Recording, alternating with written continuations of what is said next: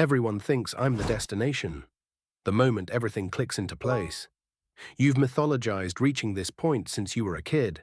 First day of school, your teacher asked what you wanted to be when you grew up, not who do you want to be. And the answer was always supposed to lead to me. Your parents measured you against me. Report cards, trophies, college acceptances. Every milestone was just preparation for eventually becoming this. They didn't ask if you were happy. They asked if you were winning. Society built entire religions around attaining this.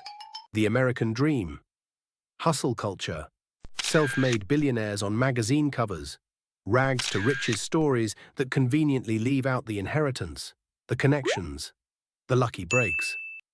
You've been sold the narrative that reaching this point is the entire purpose of being alive.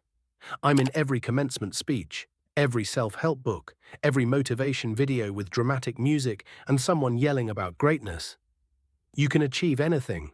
Believe in yourself. Winners never quit. As if achieving this validates your entire existence, you've structured your whole life as before and after.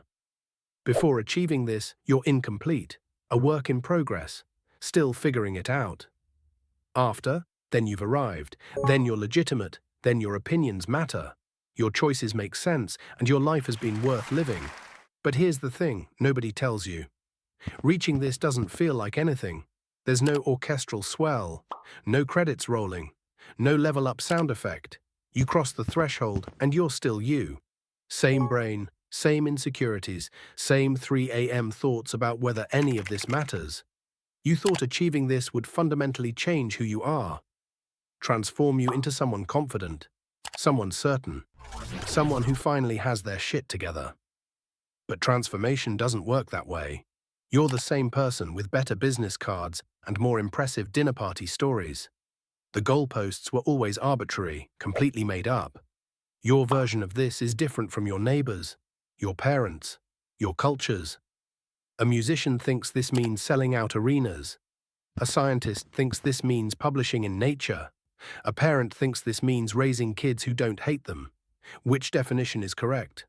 All of them? None of them? And here's the cruel part. The definition keeps changing.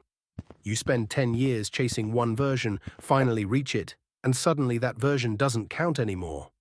The standards evolved. The industry shifted. What impressed people in 2010 is participation trophy level in 2025. You're perpetually behind an invisible curve. Every emotion you're feeling isn't coming from achieving this. It's coming from your relationship with achievement itself. The relief, that's just the temporary absence of anxiety. The pride, that's your ego finally getting fed after years of starvation. The emptiness, that's the realization that external validation was never going to fill an internal void. When you tell people, I just want to be successful, you're not actually describing a destination, you're describing a feeling you hope to have. Respected, valued, like you matter, like your parents were right to believe in you, like that 8th grade bully was wrong about you, like you've earned the right to take up space in the world. But feelings don't come from achievements, they come from how you interpret achievements. Two people can reach the exact same milestone. Let's say publishing a novel. One feels accomplished, the other feels like an imposter who got lucky and is about to be exposed. Same achievement. Completely different internal experience. Which one experienced real success? The metrics are all external, money in the bank, followers on social media, square footage of your house, prestige of your job title. None of these measure whether you're actually fulfilled, whether you like yourself, whether you're living according to your values. But they're what everyone uses to determine if you've made it. You know what's wild? You personally know people who have all the markers, the career, the money, the recognition, and they're absolutely miserable. And you know people with none of those things who seem genuinely at peace. You've witnessed this with your own eyes, and you still believe the markers are what matter. You chase me like I'm something you can't live without. Everything in your life gets filtered through one question. Does this bring achievement closer? That relationship, that hobby, that afternoon doing nothing. If it doesn't advance the goal, it's wasted time. You treat yourself like a startup that needs to show growth every quarter, or the investors, which is somehow also you, will pull funding. The performative aspect is exhausting. You're not just achieving things. You're achieving things visibly, posting about promotions, sharing awards, carefully curating evidence that you're winning at life. Because if nobody witnesses the achievement, did it even count? You've outsourced your sense of accomplishment to likes and comments. You've sacrificed your present for a hypothetical future. I'll rest after this project. I'll travel after this promotion. I'll focus on relationships after I've established my career. You're living in perpetual deferral, like you're in the waiting room of your own life. But then you blame achievement when it costs you. Work consumed everything. Ambition destroyed my marriage. The grind burned everyone out.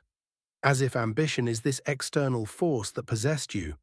You chose this.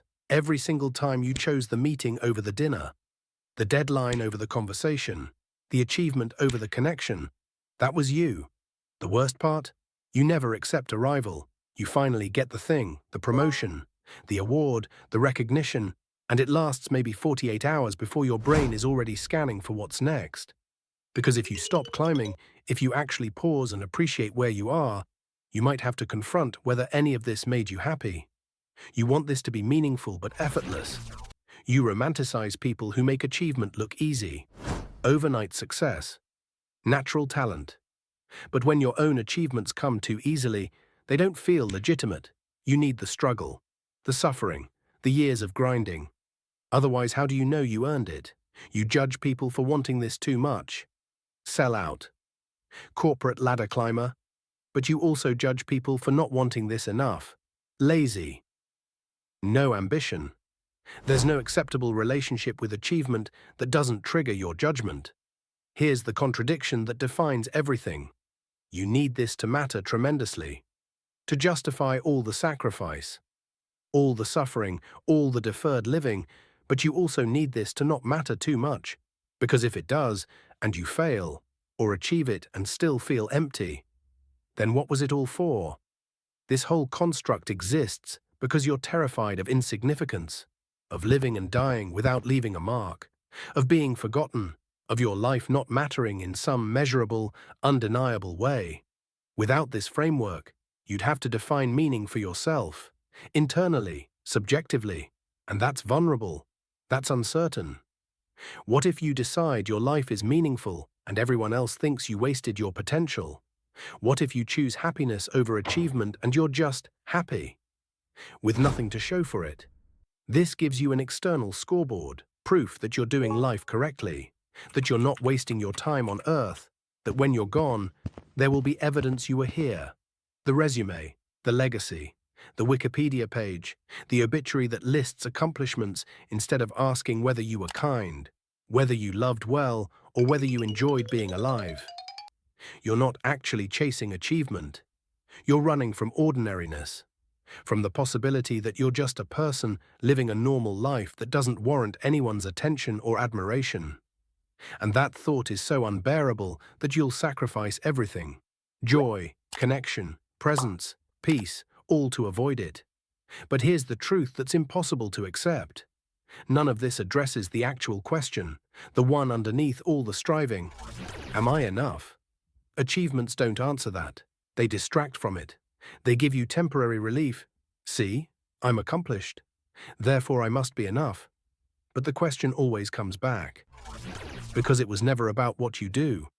It was always about who you are. And you've been too busy achieving to figure that out. That's why it sucks to be success. Not because achieving things is bad, but because you've made achievement into a substitute for the one thing you actually need. Permission to be enough, exactly as you are. And that permission, nobody can give it to you. Not even crossing every finish line you've ever drawn. You'll keep chasing, keep achieving, keep proving. And the question will still be there, waiting. Am I enough yet? The answer was always yes, but you built your entire life around never believing it.